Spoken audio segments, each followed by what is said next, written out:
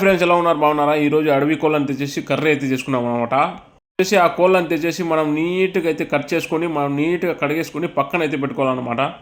అడవి కోళ్ళు అంటున్నాడు, ఏ కోడి తెచ్చినారా అనుకుంటారా? నేను తెచ్చిన కోడి ఇదే అండి. మనం వచ్చేసి కంజు పిట్టలు కంజి కోళ్ళు అని పిలుస్తారనమాట.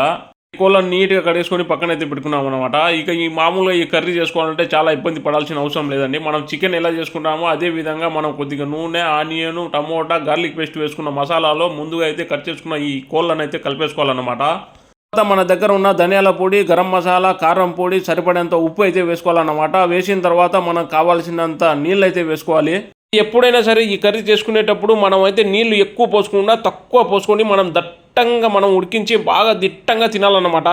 అయితే నా స్టైల్లో ఈ కర్రీ అయితే రెడీ అయితే అయింది అన్నమాట. ఇక మధ్యాహ్నం వచ్చేసి మా ఇంట్లో భోజనం వచ్చేసి ఈ రైస్ అయితే ఇచ్చారనమాట, కలర్ రైస్. ఈ కలర్ రైస్లో ఈ కర్రీ వేసుకొని తింటుంటే అబ్బా ఏముందిలే. ఈ వీడియో నచ్చినట్లయితే లైక్ చేసి సబ్స్క్రైబ్ అయితే చేసుకోండి.